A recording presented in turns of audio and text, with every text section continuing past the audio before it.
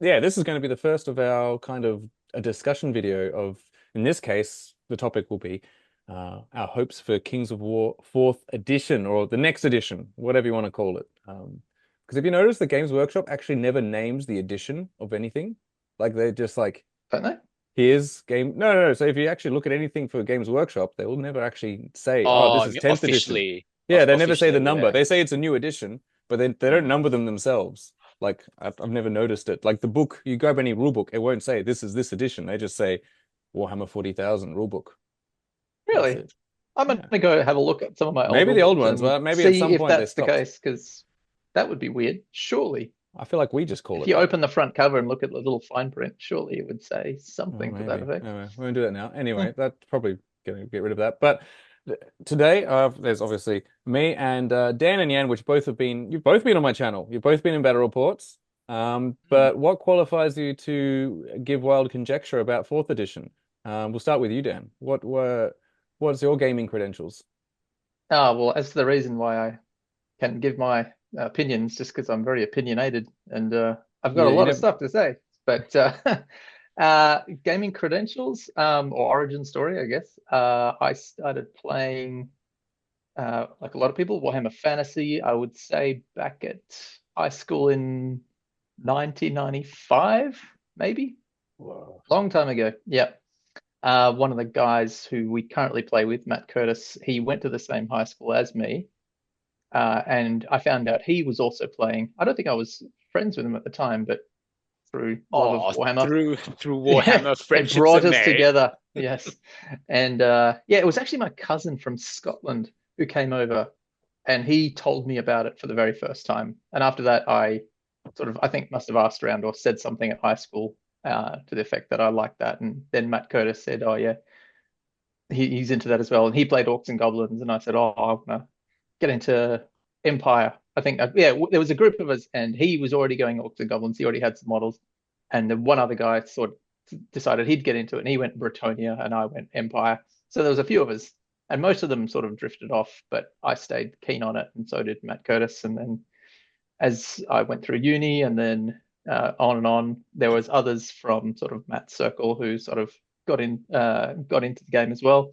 Tucky, as a few guys might know, Stephen Tuck, and yeah, just kept playing. Went to a lot of tournaments in 2015. Obviously, Warhammer, the Warhammer world ceased to exist, and I did nothing for a while. And then again, Matt Curtis got me into Kings of War, Ah, and I'm seeing a common yeah, thread here. started playing that with all of his, well, our friends, the guys from the Shed Club, I guess you could say. And yeah, been playing Kings of War ever since, I guess, 2015, 2016. Yeah, painted a lot of stuff, played a lot of games. You got me into Um, it. You in yeah, 2021, introduced JP to it. Met January Yan throughout 2021 the in a throughout the travels. elevator. He caught me and That's right. he knew I painted miniatures and he's like, "Would you like to go to a tournament?" Yeah, I think you, because we worked in the same office, Mm. you, I think, saw over my shoulder that I was looking at the latest Warhammer 40K, even though I Yeah. wasn't even into Bit of Warhammer 40K. bludgeoning at work. Oh, Yeah, that's academia's right. hard, We you know. work hard. And then I think you're like, oh, are you into that? I'm into that a bit. And then there was another guy in our office who also was into it. And then I said, actually, I don't play this, but I play this other game, Kings of War. And I got the feeling you weren't that interested in that to begin with. But I think I mentioned that going to these small little events in Victoria that Mike Crossman ran, you get a free army box if you just come for the first time. 3 minis. And that piqued your interest for sure. Yeah. And yeah, you came to the first one, seemed to like it. And And then we went into yeah, you've lockdown. been going stronger than me in Kings of War ever since, I think. Yeah, yeah, I've got bloody 6 armies and counting now. So, but It's no, eclipsed me. yeah. What about you, Yan? How did you get into this whole of a hobby? Yeah, very similar to Dan, I suppose. I had some friends who were actually into 40K in high school, and I had a cousin, an older cousin as well, and you know how older cousins are. You're always they're always a bit cooler, have all the Oh, so better cool. better stuff. They have all more games and stuff like that. So I had one of my cousin was into Warhammer Fantasy, and then some of my high school friends were into 40k. And I started actually in 40k, and I just bought some models, never bought the rules, things like that. I just collected the models, did a bit of painting, um, and then sort of after high school, I mean, also as part through high school as well, then I got into sort of Warhammer Fantasy as well. And I probably played sixth and seventh edition Warhammer Fantasy, and that's when I met some of these other guys, Mike Crossman being one of them, through Warhammer. I used to play Mike a lot in Warhammer, and then I pretty much when eighth dropped, I took a bit of break. I just did some other stuff. Stopped playing for a bit, and then the world blew up, and then Mike Crossman and some of the other guys that I used to play with went to Kings of War, and this was, probably like I don't know how many years it was. It's probably maybe like 7 years or something of where I didn't sort of do any sort of wargaming. And then Mike reached out to me saying like, hey, we're playing this new game now, Kings of War. Do you wanna sort of jump in and have a test game? So yeah, I went over to his house and brought over all my old Warhammer miniatures, and Mike actually was really nice, and with this, he did a lot for growing the scene back then, and he helped me rebase all my Beasts of Chaos miniatures. So I he thought it looked like his style kind of thing. Yeah. yeah. So all Ah, my miniatures, but he went like, "Oh, look, I'll just rebase them for you," because I was wow. like, "Nah, I'm not going to bother rebasing. I'm just going to keep them on my square basis, just the whole lazy ass wargamer sort of thing."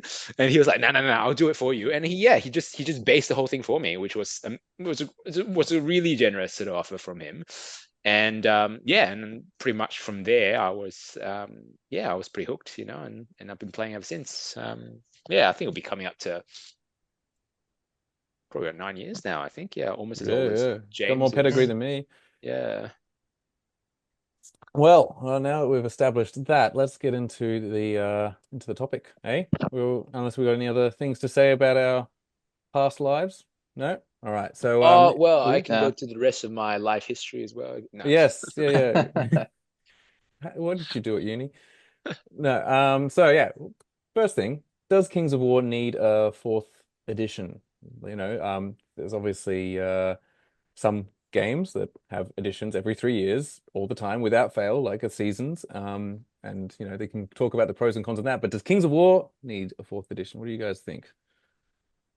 We'll start with you, Yan, since you got all warmed up then.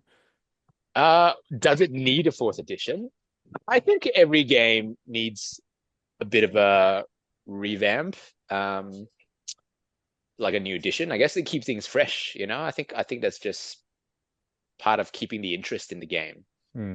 I think no matter what no matter how popular a game is, if you stop supporting it and you stop coming up with new ideas and new rules for it, I think eventually it gets stale and people sort of move away from the game. So I think for the health of the game itself, I think you would need a fourth edition. Yeah. Yeah, it's just kind of it's like a little beacon for the game, just saying, look, it's still the company's still looking at it. Yeah, because I mean, there will always be people playing any given game probably that's ever been released. Take a look at all the rejects of Games Workshop that are still played, all the different games like War Master and stuff. But Yeah, if you want an injection of people, yeah. I think So so. I think you're always going to have like loyal followers who are just hardcore fans of a particular game. They don't really care about, getting anything new. They're just happy to play that one system. I think you always have those games, but I think if you want any sort of growth, I think you're going to need to have sort of new iterations of a rule set. yeah, what do you think, Dan? Yeah, I do kind of agree with that, that the rules do need some kind of change. Even if the rule set was, I mean, there's no perfect rule set, but say you had a rule set that was widely acknowledged as being very, very good, very, very few complaints. I think it still would need some change to keep interest going. I would agree with that. But I also think that the current rule set as it stands, as good as Kings of War is and as streamlined and I guess most people would say it's probably the best tournament friendly ranks and flanks game that's out there. Having said all that, I think the game as it stands does need changing for very well. There's a lot of things wrong with it that I think do need changing. Over the last edition, and there's been a lot of cock sort of I mean, Clash of Kings. every year, Clash of Kings. Sorry, Yeah. for people who don't know, Yeah. for It's Kings been a of lot War of players cock over means the Clash of years. Kings. This has not suddenly become a not safe for work type of Demonetized. cast. Yeah. Every Clash of Kings release, I think, progressively has added sort of layers of complexity and rules bloat that often don't make sense. It's done by volunteers of the RC who they're very good players, but I think because there's sort of a mix of opinions, everything's sort of done by sort of a vote. Some things get in, it's just, I don't know, they don't work. Maybe they haven't been thought through well enough. It's pretty hard to think through every possible ramification of any rules that's brought in. But yeah, there's a lot of things, and I guess we can get into that I think don't work in the current third. Well, I guess we're up to 3.5 That's what people have been rule calling it. set. So I think for that reason, as well as generating interest, like Jan said, I think the game definitely does need a change. And I think it needs a change also in the way that the rules will become altered in the future. Say we come up with a fourth ed and say the Clash of Kings a year after that. I think the way that those rules are altered can't be the way that it's done, that has been done in the last few years. I think that model has been tried. I don't think it actually works. So that's my take.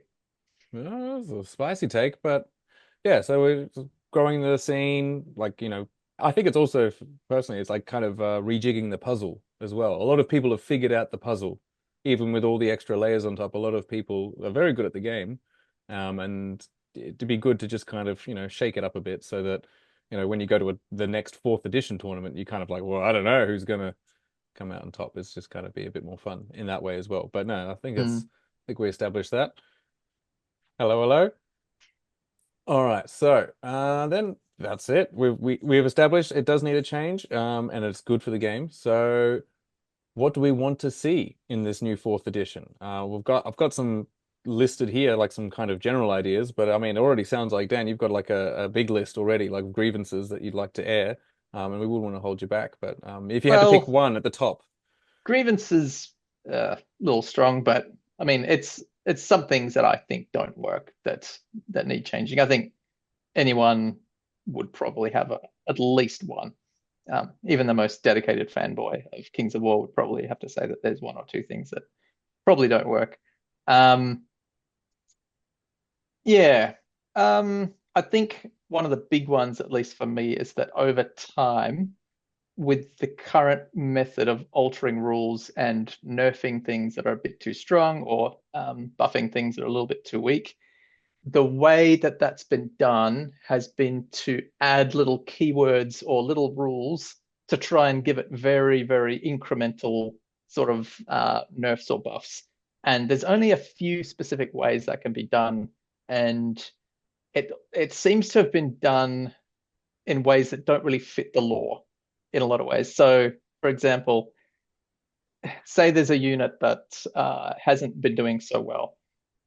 A lot of sometimes it seems that the RC will kind of say, all right, let's make that better. And we'll give it some rule that doesn't really make sense. So they'll just say, oh, we'll give that unit life leech 1 or that's a life classic leech one. 2. It's always bloody life leech. And, that does perhaps mathematically to the formula in terms of how much damage or how much usefulness that unit is now, that probably is mathematically a good way to incrementally make that unit better. They don't want to, go too far, swing the pendulum too far the other way, make it too strong.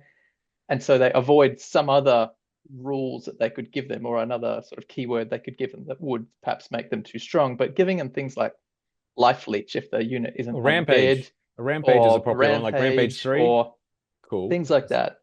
It doesn't work.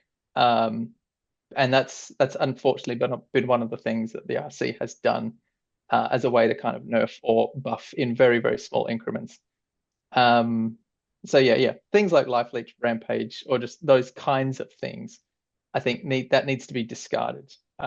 They need to find better ways to apply nerfs and buffs with a bit more granularity, and I think the current rule set doesn't allow for that.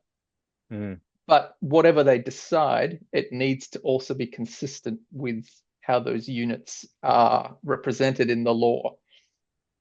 And that might be tricky, sure, but that is one thing I think that needs to be done. Yeah, I guess it does. It can break a bit of the immersion of the game as well when you're just like, oh, okay, I guess that's just got elite now. Cool. Yeah, well, I mean, say for Kingdoms of Men or League of Rordia, they gave their standard bearer, and I know they tried to make standard bearers a bit better across the board. They gave Kingdoms of Men Life Leech Aura.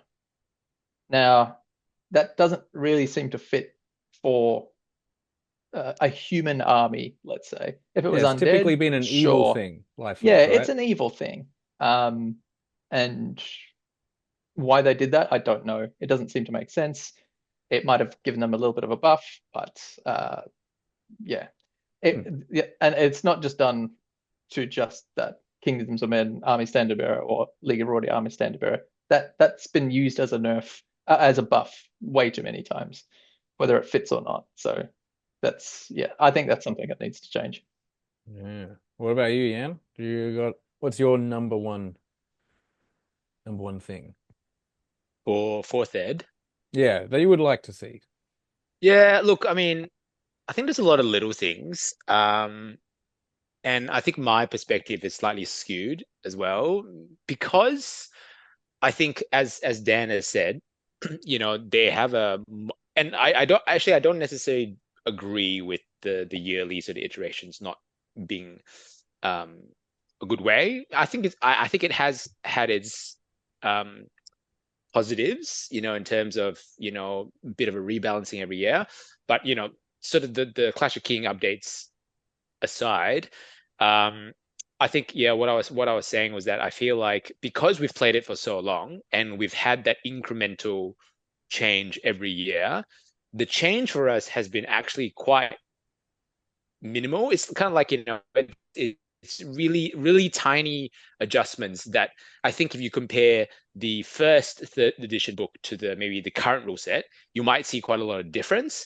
But Mm. for us, we haven't seen much at all because we've just rolled with the changes Mm. incrementally over time. So so I think my perspective might be very different to someone coming in new to the game, because for me, I'm like, disengage, withdraw, nimble pivots, all that kind of stuff is pretty par for course now. Like, being able to withdraw doesn't allow you to move forward, but if you disengage and turn 90 degrees, you can move forward. All Mm. those little weird quirks that we just take for granted and we just know how it works. It's because we've just played it for so long and we've just had that minor increments. But I think for someone coming in new, they might look at that and go like, "Why? I don't understand. Why is it that if you withdraw, you can't move forward, but if you disengage and you're on a square base, you can move forward?"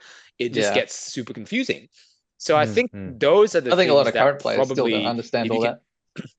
yeah, if you take a step back and you kind of look Mm. at it from that perspective, you kind of go, oh, hang on, that's some of the stuff that needs to be cleaned up. Even though it's quite a simple rule set, there's a few anomalies in there that just kind of don't make sense, and it's been sort of a band-aid change over time. Yeah, So that's one. But for me personally, I think the biggest thing that they could do in favor of the game for fourth edition is to remove all the duplicate units that are repeated across armies. I Oh my really, gosh. yeah, I Yeah. yeah, really don't want to see like elementals in every army. I really don't want to see like, like the elves have tree units and then nature has tree units and then the herd yeah, has tree units. Like just cut the repetitive um sort of army a unit duplication. And I feel like they did it thinking that you will like sell models.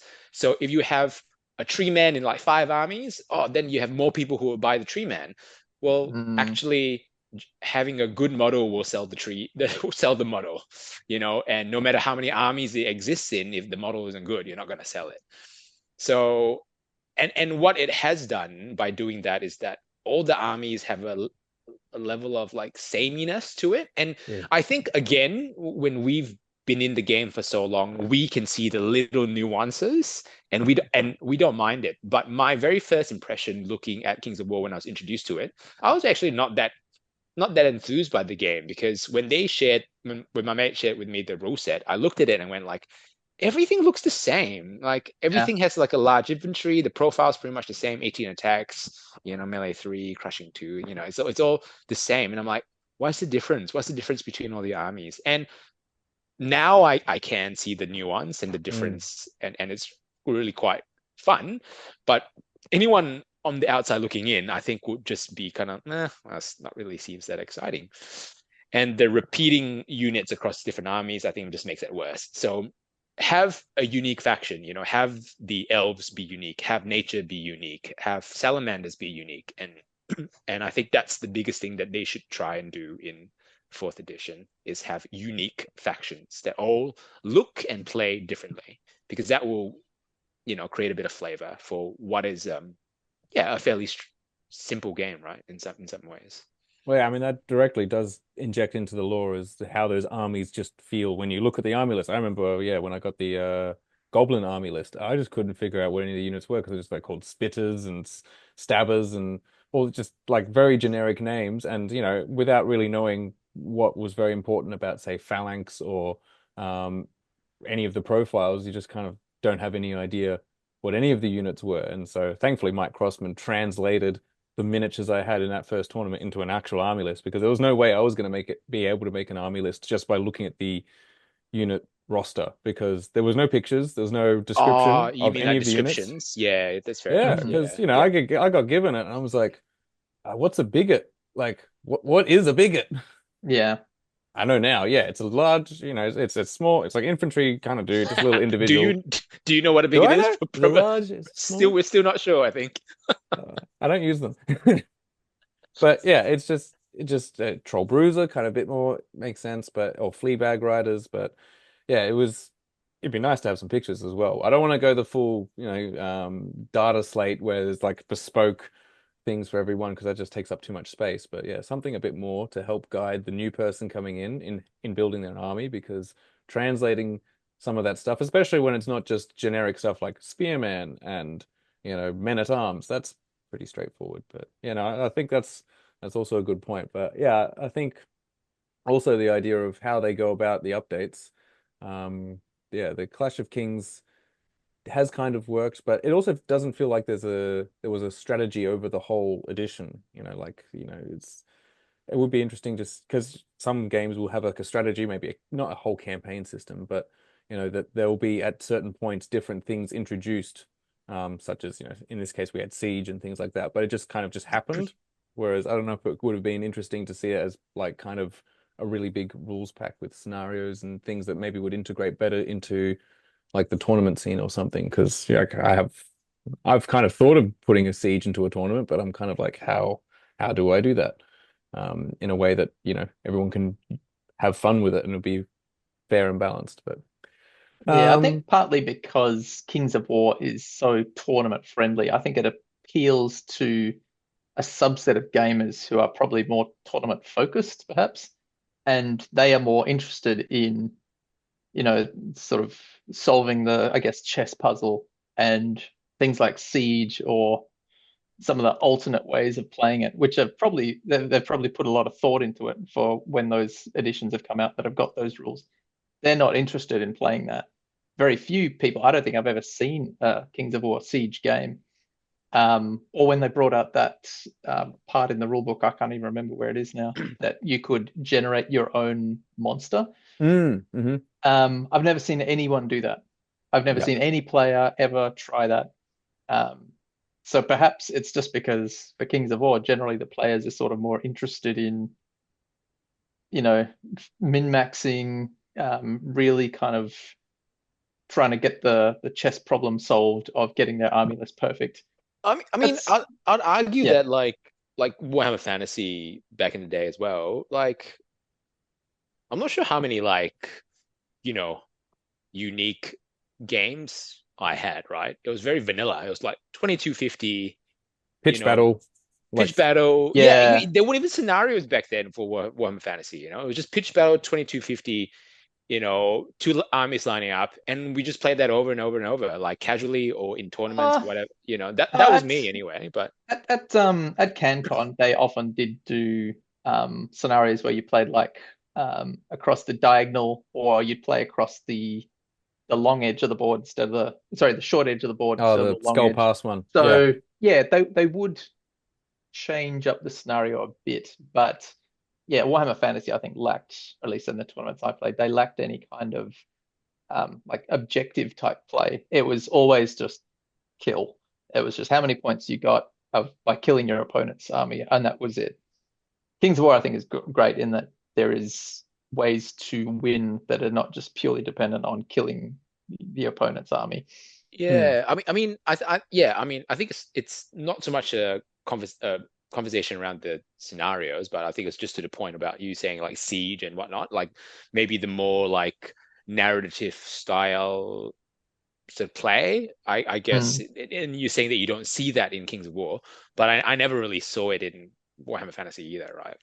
But and that said, I've for most of my life I played Warhammer Fantasy, and Mm. then I played Kings of War, and it's only in recent years that I've sort of branched out into other games because so I don't have a huge pool of experience, I suppose, for games. I've played majority wise like two games my entire In the wargaming same life. Yeah, no, genre. I'm the same. I'm the same. Yeah, Yeah, I only in played the same Warhammer genre. Fantasy Yeah, and Kings of War. yeah, I've at least played I'm only now 40, starting to branch 40K. out. yeah. That's right, you did 40K first, JP. Yeah, yeah. Regretted, but well, at the time it was fun. But yeah. All right. Well, let's go into some of the other topics. Like, what about command dice? Is that something we want to see in fourth? Or how would you want to see them now that we've got them? But I think overall I wouldn't say rejected, they've just kind of been left to the side. Just like, okay, we might use them sometimes. Yeah, I think in their current form, they don't really fit. It feels like an add-on, and um, yeah, it doesn't seem to fit in the game the way it's done. I think it's also it doesn't enthuse me when I see the command orders for one army pretty much duplicated one or two times across other armies. It doesn't feel unique. It doesn't feel as cool. Yeah, well, especially when the And then argument there's the might, generic yeah, commands that sort of people just do because, well, I've got one command dice spare, yeah. so I might as well do that. If you're using a command because I might as well, then I think that indicates there's a problem because, you should be choosing it for a very good reason instead of just, well, I've got the odd spare point, so I might as well use that to reroll a hit because, why not? Yeah. I don't like the idea of mechanics which you do just because what the hell. Mm. Yeah, I mean, as Yen was saying, like, duplicated units, that kind Yeah, of ruins the commands, fluff. So does orders, exactly the duplicated same. orders, and Yeah. especially when some people argue like, oh, command orders are to introduce fluff to an army, like they're kind of a thing. And some of them do, because, like run them down in the kingdoms of men. You can imagine the cavalry getting really like hyped up, Theoden speech and off they go. Yep. Um, And it's but the same in elves. Yeah. yes, same in elves, but and then it's the same somewhere else. And yeah, then it's like, oh no, that's not so unique. So yeah, I get that. Yeah. What about you, Yeah, Yan? I think the challenge that they've got is, and I don't know how they fix it necessarily, because I think you have two camps. You have the people who like are really against rules bloat, Hmm. right? Yeah. They're the like keep it simple, avoid rules bloat camp, and then you've got the flavor camp, right? And the thing is, at least as far as I know, Mantic and RC have sort of structured Kings in third edition was that they have a list of special rules, which is your variety of crushing strength to piercing Mm. to life leech to brutal, all that list of special rules. And they basically wanted to keep it at that list. And so basically any flavor became, do we It's got to be which permutations of that. yeah, permutations of those that special Yeah. rules list, Yeah. right? And to your earlier point, right? In Life leech is the simplest way to get correct, it. in lieu of making things too powerful, or in fear of making things too strong, or they go like, we'll give them life leech, or Yeah. we'll give them brutal, Yeah. like that. Yeah, brutal. That became Brutal. Yeah, that's like the other one. the they need something. Let's just give them life leech, Those or poor let's just chariots. Give them yeah, brutal. give them brutal. brutal. Yeah. Give them brutal, and then became like, let's give them rampage too, because we can't give them too much of a rampage. We can't be Yeah. D6 rampage. It becomes like, let's give them rampage 2 or rampage 3. Yeah. It became an element of, let's not make things too overpowered, which I appreciate. Like, I honestly, yeah, for I sure. do. I don't want to be in a situation where like 40K, where they release an update and then suddenly you have to do a community tweak to like comp or whatever, because the rule itself is so unbalanced. Look, so I get where they're coming from, but I think they're kind of caught within a rock and a hard place, trying to make things interesting, but yet not making things too complicated. And like I said, I don't have the answers, and I hope people like Alessio would, because he's more experienced in designing games than I am, and so and so command dice became like another permutation of those lists of special rules, right? So it became like a command point mechanic of adding more of those buffs from that list. And and look, I think that the community have sort of ended up being like, let's just ignore this because it wasn't well designed. And I probably accept that it probably wasn't, because it was tacked on. I would have been happy to use it, but if I'm going to be honest, I don't think it really added much to the game. I don't think it's a big loss that we don't use it.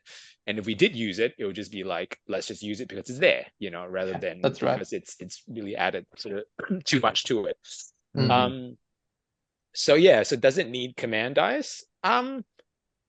No, I would say we don't need command dice in 4th, but I think the question is,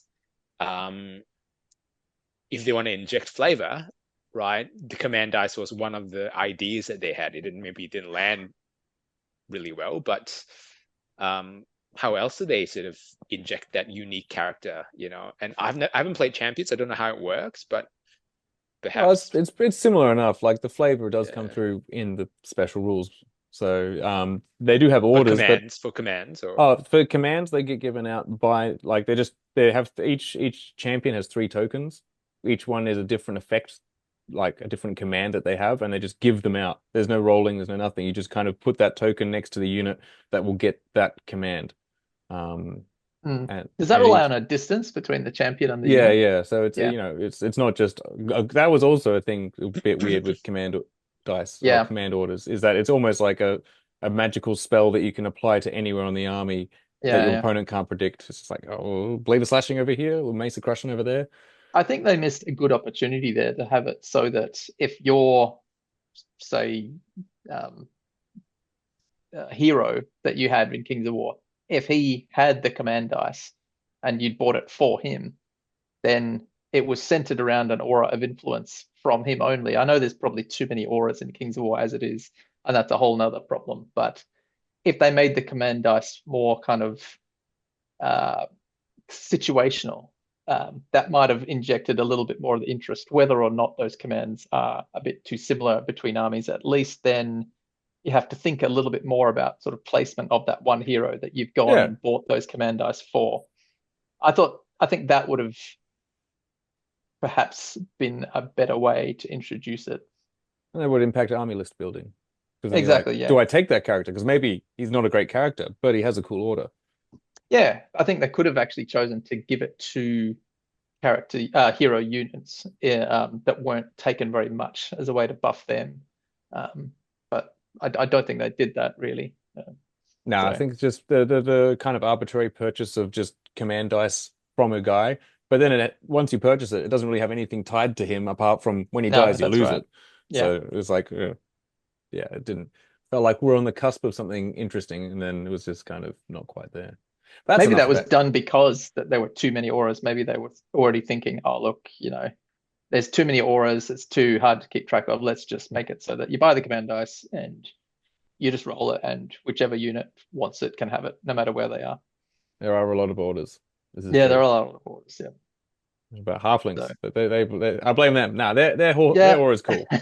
As a player of halflings, I did appreciate a lot of those auras, and I did appreciate that the Thunderous Charge aura was very beneficial. But having said that, I think uh, it, yeah, I still would be prepared to lose command dice in fourth edition. So here's the thing. I think halflings are a good example, right? When you talk about unique factions and sort of flavor, in some ways. I feel like when halflings were released, they were unique in the gastromancy aspect, right? In terms of the auras, Yeah, right? When they were released, they were the only ones, I think, that had that's the right. whole aura situation. And then they decided to go auras up the wazoo, and every faction ended up getting auras after that, right? And they basically went, this is like another core mechanic that we can add to Mm-hmm. other armies to increase flavor. But then what you then got Yeah, was like every army had some sort of aura as well, and so the halfling sort of thing became less interesting, And I think back to the earlier point around like not making units the same, I think what they need to do is just make factions unique, and not try and apply the same, like, maybe I don't know how you would say it, like the core rule to everyone. And yeah, so everyone has like variations of that core rule, but instead what you then do is like, yeah, halflings are the only ones that have this sort of aura type mechanic. yeah, And yeah. then Empire Dust are the only ones with like the surge mechanic, and Mm. then something like, I don't know, someone more intelligent than me can sort of come up with all the others, but like, but that Yeah, sort of thing, because I feel like they, in the quest to make things more interesting, I'm I'm I feel like they've just ended up making everything kind of the same. Mm-hmm. Well, I mean, Yeah. yeah. Force of the if you could Abyss. come up with mechanics like auras, like surge across and unique ones across however many armies are going to be in fourth, that would be really good. I don't know if that's possible. I don't know how many different sort of mechanics you could come up with that are all as interesting as things like auras and surge. But yeah, if someone was able to do that, I think that'd be a great way to make fourth very interesting. Well, then we could really go back to having a real army special rule, because Yeah, I see Yeah, your I point mean, too. I'm not to say that Warhammer was ever perfect, right? But like, but it was you interesting. yeah, you definitely had like, Beasts of Chaos had they were the only ones with like the ambush, sort of That's special true. rule. Yeah, You and that know, was cool. yeah, As unbalanced as it might have been, and I don't know if it was or wasn't. It was very interesting and it was cool, and it yeah, fitted how they were in the story, and that made it, yeah, very, very cool. Yeah, I don't know how else to say it, but yeah. I And I think mean, Kings of War needs to have things like that. yeah, Warhammer wasn't balanced really. I mean, they had so many problems with the rule set. But Yeah, but I think what it had was like, I think, a unique feel to each faction, really. I don't feel like any faction felt the same, no, no, it didn't. Yeah, really. the High Elves had the always strike first kind of thing. Yeah, Yep. the Wood Elves were always like flighty, and had a lot of like, skirmishes Mm. and stuff like that, yeah, there And to was be always honest, something yeah, different. to be honest, I would be prepared to put up with a bit of unbalance in the game that could be solved either by comp or some minor tweaking. I'd be prepared to put up with that at the cost of, um, yeah, some sort of imbalances, because it would make things interesting. And I think you've got to have interest first before you have balance. I think in terms of prioritizing how you want to change the game, there's got to be a hierarchy. And I think making it cool, making it interesting, it's got to have that before you think of anything else. Otherwise, you just don't get people joining. Because as Yeah, unbalanced as Warhammer was, and still is, it's still very popular. And people might argue, oh, it's because of the miniatures are better. And that's a whole nother argument. But that's true. But I think if you had the models as good as each other in terms of how well they're sculpted or whatever, I think you'd still have a greater proportion of people thinking that the Warhammer game system was probably more popular than our current Kings of War. That's just my thoughts. Yeah, well, I think Yeah. a rule system like now, obviously once I figured out the Kings of War was fun, but it takes a couple of games before you go, oh, all right, this is actually, really, it's got a lot of tactical depth despite the what appears like a bit of a banal surface. Mm. And then you can see the nuances between the factions and stuff like that. But that takes a couple of games. And it's like when someone tells you about a new TV series and they say, "Oh, after the first season, it gets really good." And you're like, Yeah. "Okay, I don't have time for that." And I think that's the same thing. So it does need to have a bit of that spicy something to get you in, just Mm. like that good first season, the good pilot episode that has something really exciting. Maybe that's the spicy, just slightly spicier rules might get people excited when they have that very first game instead of thinking, oh yeah, it It's plays. okay. Yeah. Yeah. I can see how people like it. It's simple. Like it's very quick to learn. Yeah. I mean, I learned it in a I don't tournament. know. Yeah, I don't know There's anyone no who way I could hasn't have told learned. me that's quick to learn. I could never learn Warhammer Fantasy in a tournament. I would be stressed out of my mind and probably just losing every game in like three Yeah. turns or something.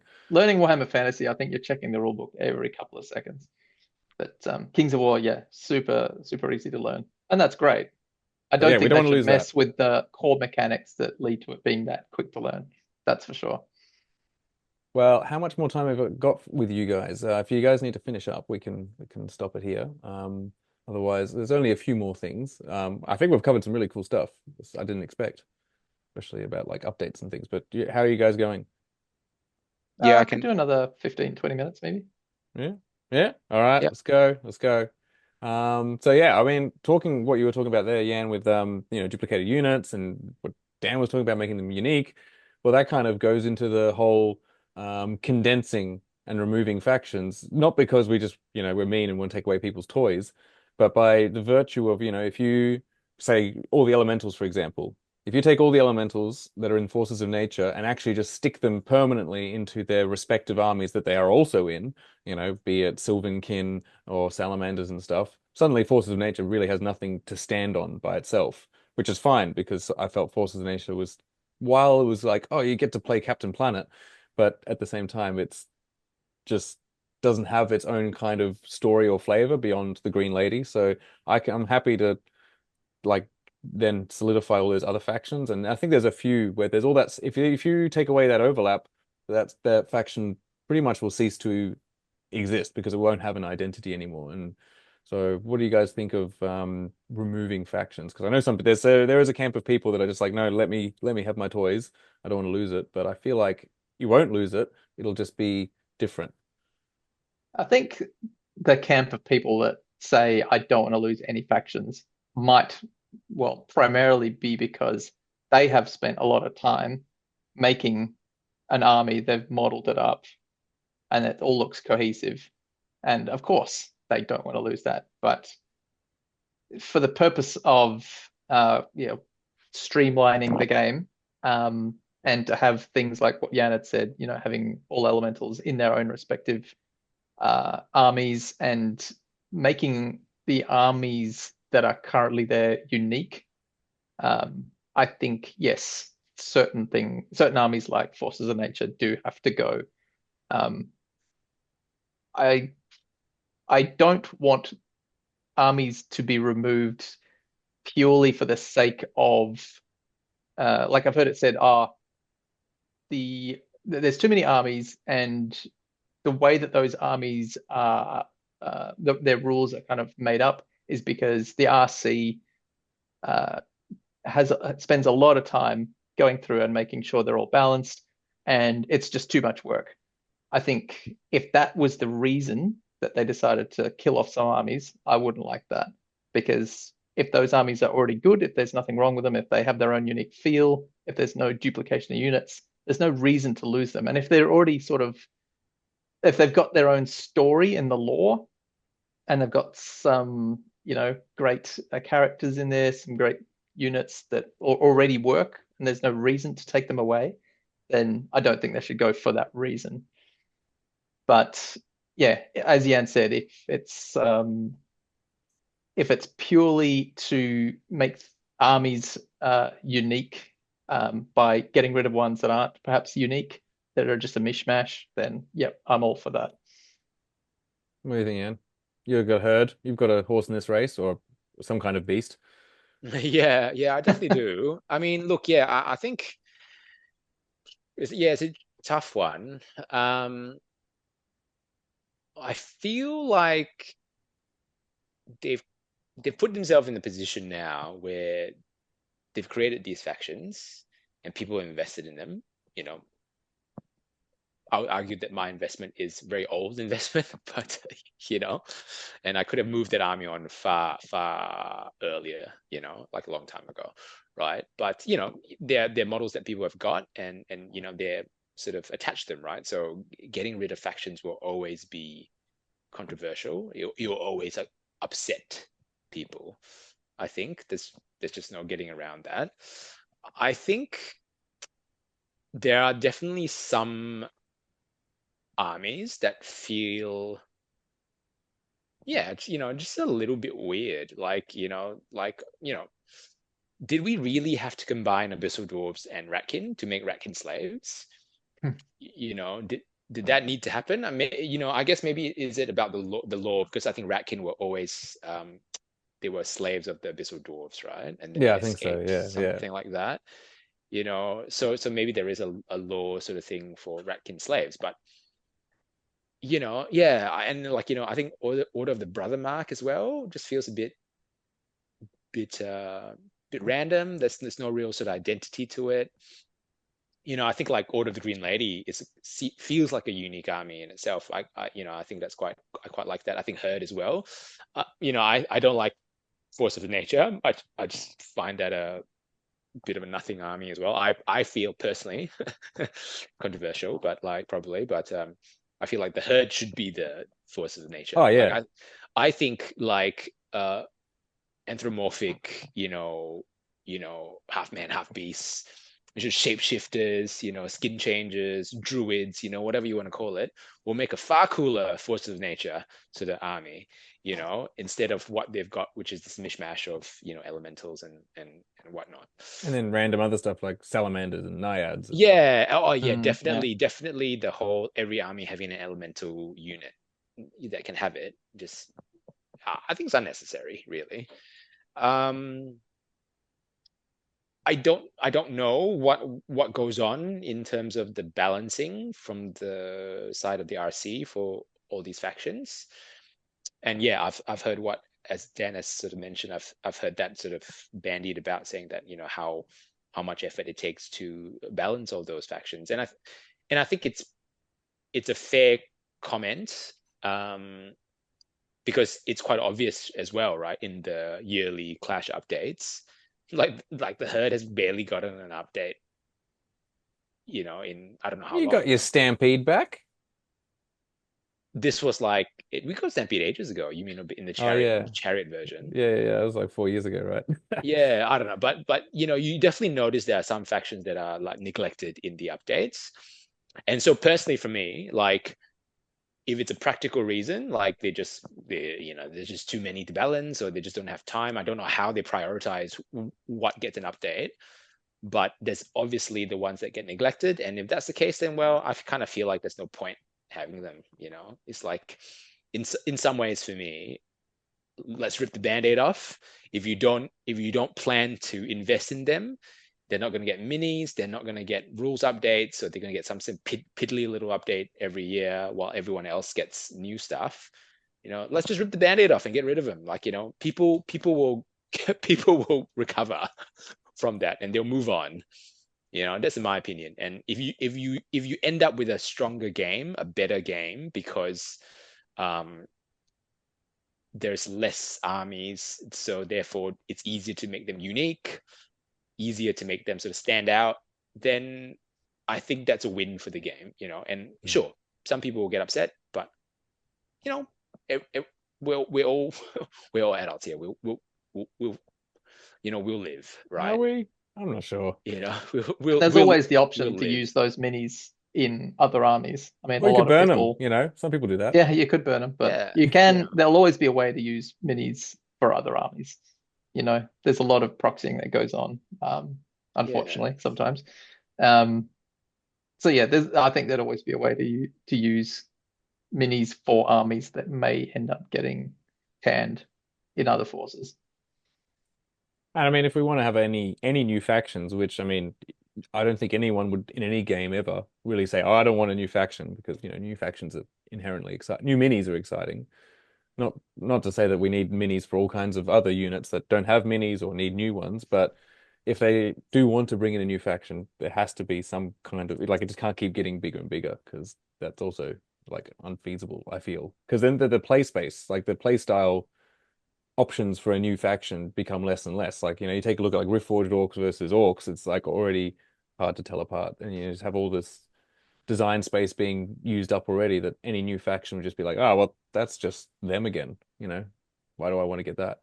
So I feel like that's also I wouldn't say it's a reason for condensing, but it's necessary that these kind of things get condensed. But yeah, if they can make them just look at yeah, have a cool feel. And if it goes down to 18 factions that represent more like thematic armies, I think that'll be a really exciting change in fourth edition if that happens. Who knows?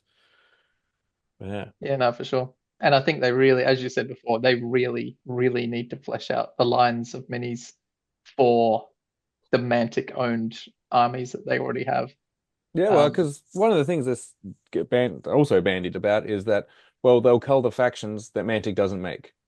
And it's like, okay, but some of the factions that Mantic does make, they don't make completely, yeah, or they don't make much. Like, I love Reforged Orcs because I have the army, but they only have one plastic sprue. Like, what army can only? That's why they haven't brought out an ambush box or a Oh, is there champions only box. one plastic sprue? It's Is just the it? dudes. It's just it's just the orcs. the Oh, yeah, orcs. right. Really? There's yeah, at least when Wow. Yeah, halflings came and out, they got the cavalry and they got the guys on foot, and you could make the guys on foot to have spears or hand weapon and shield or guns, and the guys on Yeah, the like you got like 5 units out yeah. of two plastic sprues, whereas the orcs got dudes with hammers or dudes with big hammers. And Mm. I can tell you when I'm using the dudes with big hammers, which are called reborn legionaries versus Riftforged legionaries, the They look difference pretty in the similar. they look really similar, but one's Yeah, inspiring and crushing too. That's important to know, but you wouldn't know looking at them. yeah. Now, Um, halflings are good in that. I think I could be wrong, but they might be the only faction that have a complete range. Like you can make every single one of their units with the no, I think you're Mantic's right. own mini that they produced. Yeah, I mean Um, even elves, you can't get what's the strategic guy? There's the unit that's uh, what's his um, name? Argus Argus Rodina. Ronagar. Yeah, is Yeah. I don't think there's an Argus Rodina mini. So Mm, and I think so. Yeah. but yeah, I think for halflings are the only one where you can get the whole range, and a lot of it can be plastic or it's plastic with just a little little resin bit that you can either print or you can buy from Yeah. them. But yeah, so like for instance, yeah, Rift Forged, like I would get to that. I'd make some more plastic for that, for instance. Mm. Especially because they just literally just have the one sprue, and I have so much of that sprue, and one day I'll put them all together. But yeah, I think Yeah, that's needed. I think I don't know. As far as like the mini range goes for Mantic, I think we sort of live in a different sort of era now for hobby. With 3D printing and having all those options, and there's definitely people who are into 3D printing, and so I'm sure they would like the option to 3D print. But I think Mantic just needs to really take a hard sort of pivot to just making a stance on what they are as a company, and so if they have trouble fleshing out all these miniature ranges for the armies they have, and the only feasible way to actually like have proper coverage for all their minis is to cull some factions, and I think sort of go for it, to be honest, because I think it's even worse to have all this whole hodgepodge. Can't get models for certain factions, can get models for some, can 3D print here, can 3D print there, Mm. and so what you end up is a community who yeah, enjoys your rule set, but then they just source minis from wherever, you know? Yeah. Yeah, yeah. The moment you're encouraged to, proxy one unit, it's a slippery slope because you're like, oh, I'd like to match that, that aesthetic. Yeah. And for me, I two out of my four armies that I have four. How many do I have? Four? Yeah. I play predominantly Free Dwarves and Herd, and then I've got Empire Dust and Ogres. Right, is that it? Yeah. And two of them are like sort of the what do you call what armies? They're not the main army, not core army. Core What's the factions. Yeah, like the sub faction, whatever it is, theme armies. theme Themeless. armies, Yeah. themeless, So, I definitely don't really want them to sort of cut those, but um if it helps them, like I said, if it just helps it become a stronger game with like good minis, have a fleshed out range, like I think like so be it. I think they need to get there at some point because it's been a oh, use whatever figures you want game for such a long time. That's become the identity, whether they wanted it to be Yeah, yeah. done They've never or not. actually said miniatures agnostic, but you can't if you just keep having all these Yeah. entries that don't have models, it's got to be. Yeah, Kings of War is now a game where people outright say, "Oh yeah, you can just use whatever minis you want." Like that. Yeah, I it's a think way to that's recruit people. You're like, oh, you just use your minis. That's fine. yeah, I think that's still the reputation, and I think we're mature enough now that you know, I think we will appreciate a little bit more structure around, like, yeah, getting the minis for the game that we are playing, and that's just me, but maybe other people think differently because they just want to be Yeah, able no, to I think when you're print it starting a cheap. new game, sometimes it Yeah, is easy. Like store owners will definitely say so. It's like when someone comes in and they see a cool game being played, and they're like, okay, cool, where can I get these minis? And they're like, oh, well, actually, Oh, they don't sell them. Yeah. either yeah, they don't sell them because they don't stock Mantic, or it's a hodgepodge of all kinds of random stuff. So how could you Yeah. possibly tell them how to get these minis? Like, well, It's a bit of actually, a put off. Yeah. yeah, I get these ones from Lost Kingdoms, and then I get these guys from Highland Miniatures, and these ones, my old GW ones as well. And it's like, yeah, that's which is fine for us. We translate that to okay, I'll just get whatever. But for a brand new person, they just go, I'll go to Age of Sigma because all the boxes are there, and there's no single unit ever that does not have a box that corresponds to that unit, and you'll Mm. never. That's why no one proxies really in those games, is because it's so strange to proxy. It's like, it's a strange person who proxies. Yeah. And I think well, at least what I thought was the sort of more, well, not official stance, but that's been sort of pushed unspokenly, at least at sort of the UK Clash of Kings and things like that, is that you use Mantic minis. That's what you do now. At UK Clash of Kings, we're 80-90% Mantic minis. Um, and I think that's definitely the way to go. You want to have the minis that the game produces for that game, that the company produces for that game.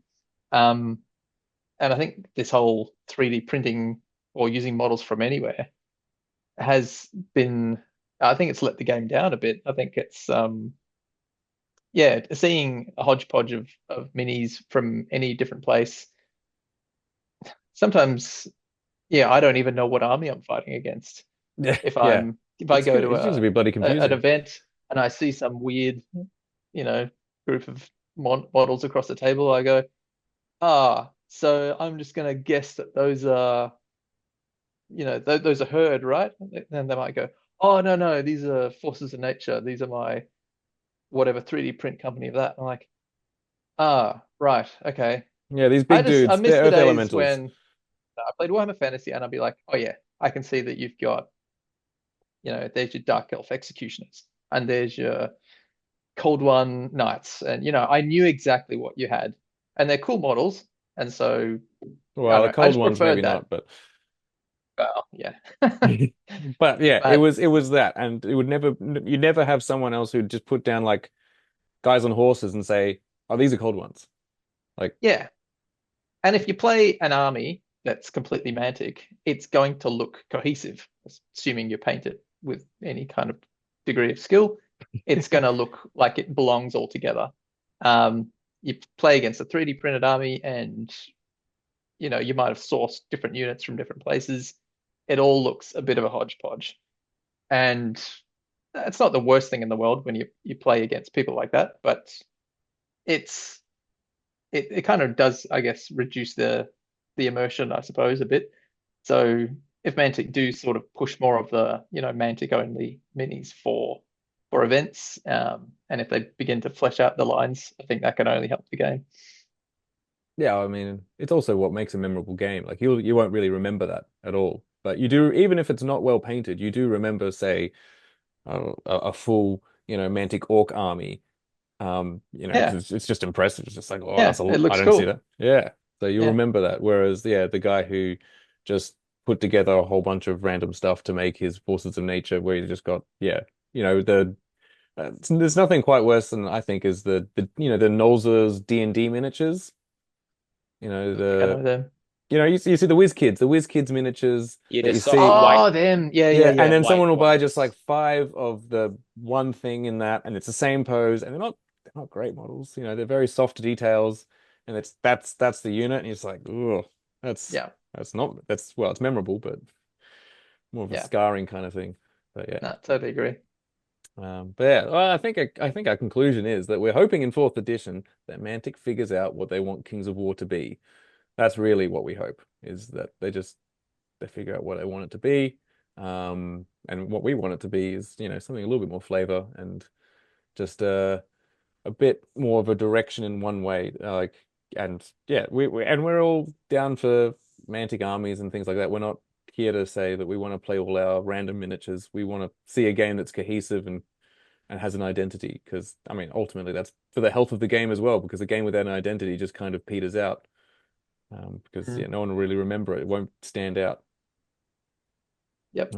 But yeah, I think we'll probably draw it to a close there, unless you guys have any final remarks, got last gasps before we draw it to a close. Any shout Uh, outs? That's what they usually do on Counter uh, Charge. I Yeah, don't I think so. don't know. You got any shout outs? I don't I know. was going to say we could all guess when it's going to come out, the fourth edition, Oh, but well, I don't know. I'm hoping that's just a September shot in the before my dark, I daughter suppose. comes. Please, I need to be able to play it a little bit. Otherwise, I think before the end Oh of yeah. this year. That's my rough guess, but I'm not sure. yeah, I mean, a whole year of silence because we get Clash of Kings. We got it in October last year, right? Usually it's Uh, October, November, I uh, think. Yeah. yeah, So if it goes beyond that, that's more than a year of anything for Kings of War, which just sounds odd in terms of this is a supported game. I mean, I guess you could say Champions is for Kings of War, but yeah, you're gonna say something, Ian?